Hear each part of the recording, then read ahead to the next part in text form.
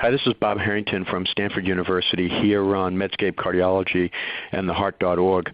Over the last couple of months, I've been struck by a number of conversations I've had with colleagues in the interventional cardiology community about the whole issue of public reporting of procedural outcome data. This has certainly been a topic of great interest to those of us practicing in procedural fields, and much of the discussion goes back beyond a decade. It's been interesting to me that when I talk to my friends outside interventional cardiology, they just accept that public reporting is a good thing to be doing and cardiology should continue to progress in this field. The same opinion's not necessarily held by many people in the interventional cardiology community. Not that they want to go back to an era of opaqueness in reporting, but rather they want to think about some of the issues in public reporting. So I was really delighted to see a couple of months ago a viewpoint paper from my good friend and colleague Dr Bhatt on the topic that appeared in JAMA called Taking the Public Out of Public Reporting. And so today I'm really thrilled to be joined by Dr Bhatt, who is the Executive Director of Interventional Cardiovascular Programs at Brigham and Women's Hospital and a professor at Harvard Medical School. Deepak, thanks for joining me here this morning on Medscape Cardiology. Oh, I'm so excited to be on the Bob Harrington show. It's my first time, actually. That seems extraordinary for all the conversations you and I have had over many, many years now. It's probably a good thing that many of those weren't on tape. That's probably some truth to that. Well, Deepak, I've been used to there being debate and dialogue in the interventional community. What I had been less accustomed to was that outside the interventional community, people just accept this in many ways without question. And so I was really delighted to see your piece that was in JAMA. I thought it was particularly well written. So let's in many ways go through that discussion that you wrote about, and let's start with this notion of what's the evidence behind public reporting? So as an evidence-based sort of guy, I'm glad that you led with that. What is the actual evidence supporting that public reporting of PCI outcomes is improving anything? And in fact, the evidence is really weak to nil. The preponderance of data really support the fact that public reporting hasn't improved outcomes. Instead, what it appears to have led to are things like risk aversion, and there are now a few good surveys of physicians that show, 80-90% of interventional cardiologists say that they've personally avoided particular cases because of fears of public reporting in states that have public reporting. That 80 to 90% is based on anonymous surveys of physicians. I think the rate's probably 99.99%. That 10-20% that say that they haven't done it, basically it's cognitive dissonance. They can't bring themselves to admit that they're actually participating in what is a flawed system. So, the vast majority of interventionalists will say that this risk aversion is occurring in those circumstances where public reporting is happening. And the other thing that has happened is, for lack of a better word, upcoding or gamesmanship, where the patient is coded as being sicker than they are. The patient whose blood pressure is 89 over 59 is in shock and, perhaps excluded from public reporting in states that exclude that type of sicker patient. So not only has there not been any good evidence of improved outcomes, there's actually evidence that it's causing harm, the law of unintended consequences.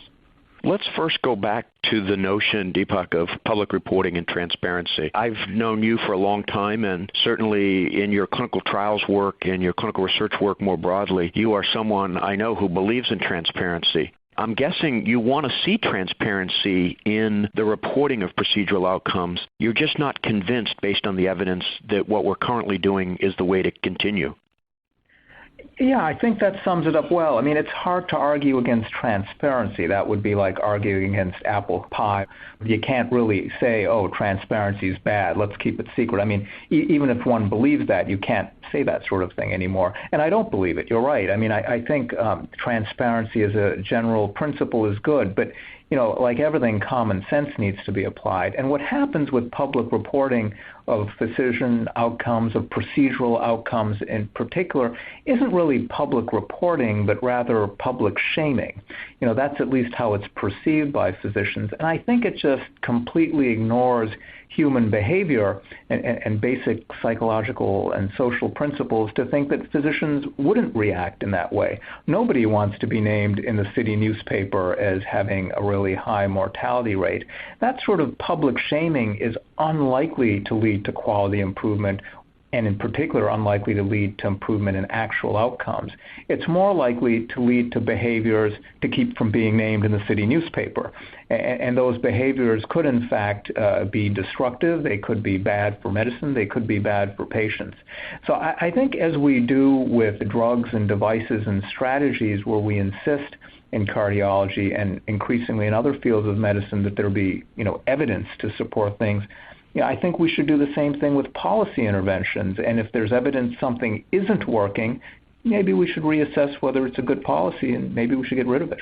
Deepak, that last statement resonates with me, which is this whole notion of we need more evidence-based policy. I think about a number of things that have been put upon medicine, if you will, including, for example, trainee work hours. Here was a policy which was well-meaning, well-intentioned, but it was not well-studied before implementation, and I think you're saying somewhat of the same thing. Where do we get the evidence? How do we get the evidence? And as we get evidence, how do we react to it? And are we willing as a society, including a cardiovascular society, to change our opinions based on accumulating evidence about the policy? Absolutely. The road to hell is paved with good intentions. Of course, everyone in the policy world has good intentions, but I think in particular those that aren't physicians, or even those that are physicians but aren't really practicing physicians in the trenches, oftentimes don't understand the subtleties behind policy decisions. And you mentioned work hours. That's another good example of something never tested. What data exists right now argue against the value of work hour restrictions. You could say pay for performance. That's another example of something widely implemented without being studied, and conflicting data, actually mostly negative data, as far as whether it works. And public reporting of PCI outcomes. Maybe I generalize to even other public reporting, because public reporting is spreading like wildfire throughout medicine and surgery. Before just implementing policies that sound good or make for a good soundbite on television or in the newspaper, maybe why not actually study it first and see if it works? And in those cases where that hasn't been done and something studied after the fact, if it's shown to be ineffective or there are legitimate questions about it, well, let's approach this as scientists and look at the data and react in rational ways, not just emotional ways. Well said. Deepak, do patients actually use this data? We're in a society now that's been termed Yelpification. We're getting our Press-Ganey scores, our patient satisfaction scores. We have STARS reports on the web about our practices.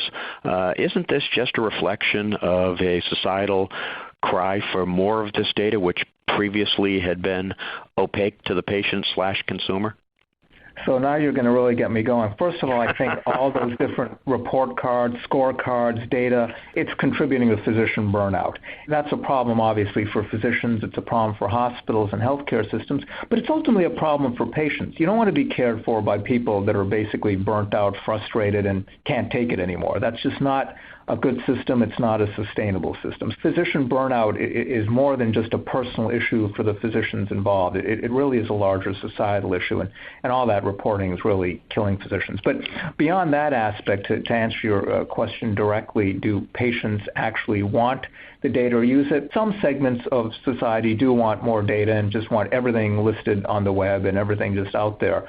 But I think the average person doesn't use these data and wouldn't necessarily know how to interpret it out of context.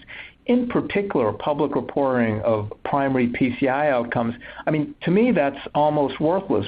What are you going to do? You're having the big one.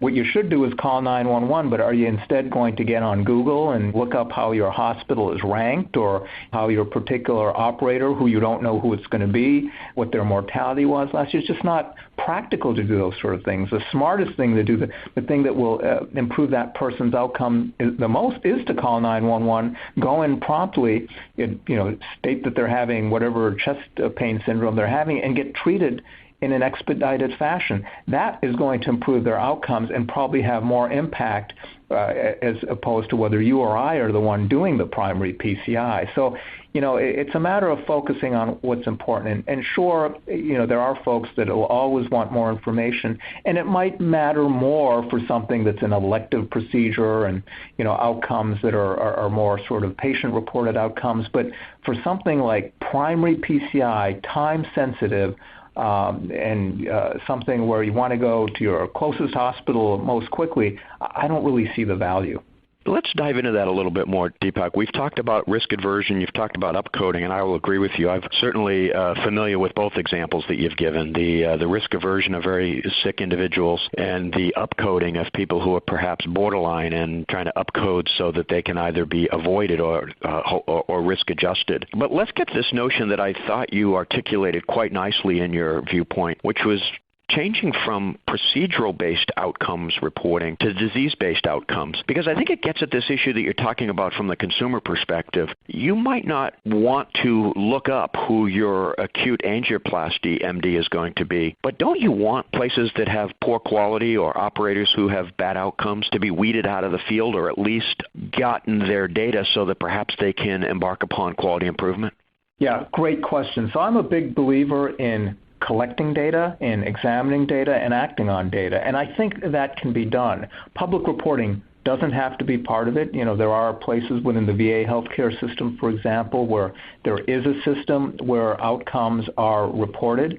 And I've been on both the delivering and receiving end. That is where I've had bad outcomes in the cath lab, where the committee of cardiologists reviewing the case from a VA, not my own, from other VAs, have reviewed it and provide feedback, constructive feedback, can be negative feedback, and where I've also done that to physicians at other centers, and I have found that to be extremely useful. That is being educational. That's doing something that helps patients, but not doing it in a way that's punitive to the physician and leads to either risk aversion or gaming the system. So one way is reporting, but not making the reporting public, but keeping it, within the healthcare system where there are people that can interpret the data and act on it in a meaningful way. Now, there's some that will find that entire rationale paternalistic and will say, oh, if the doctors can see the data, everybody should see the data.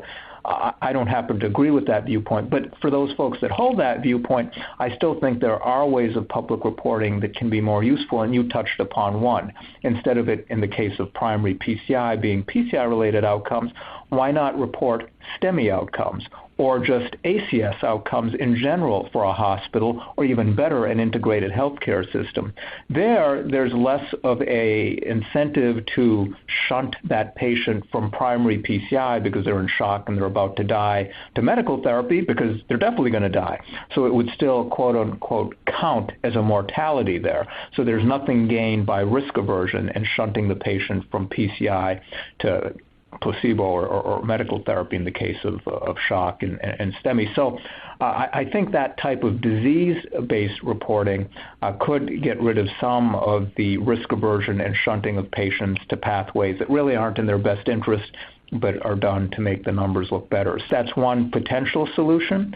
I mentioned looking at the healthcare system and not just the hospital, because there is always the possibility still of taking the healthy patients into your hospital but sending the sick ones to the referral center downtown.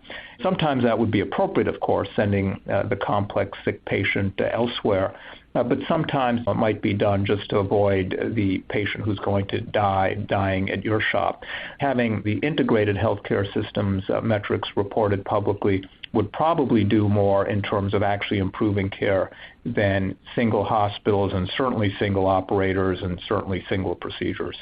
Well described, Deepak, and I think you've brought up a lot of issues for our listeners to really consider. Last topic. You've heard, I know, in talking with you, from not just angioplasty docs, but from people in other fields, particularly surgeons. You want to give the listener just a sense of what you're hearing?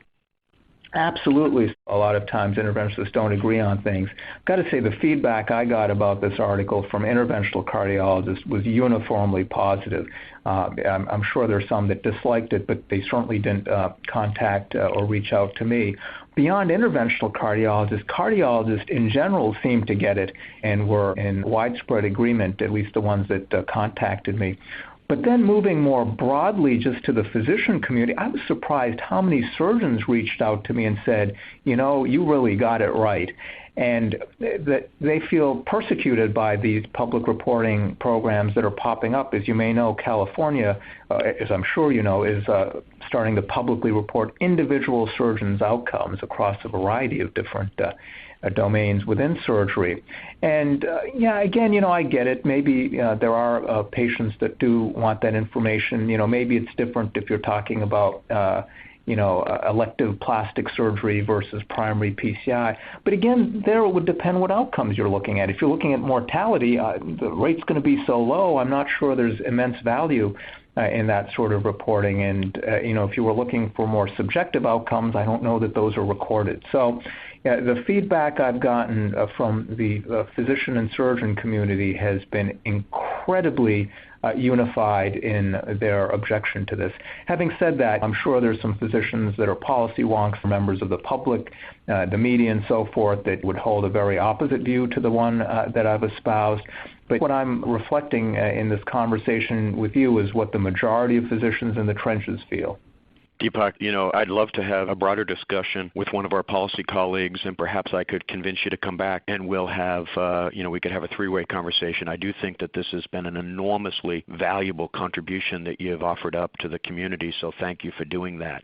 My guest today to talk about public reporting of procedural-based outcomes has been my friend and colleague Dr Bhatt, the Executive Director of Interventional Cardiovascular Programs at Brigham and Women's Hospital and a Professor of Medicine at Harvard Medical School. Deepak, as always, thank you for your insights. Thank you for your commitment to use evidence to answer important questions, either in the clinical domain or, in this case, the policy domain. Thanks very much, Bob. Really enjoyed being on your show.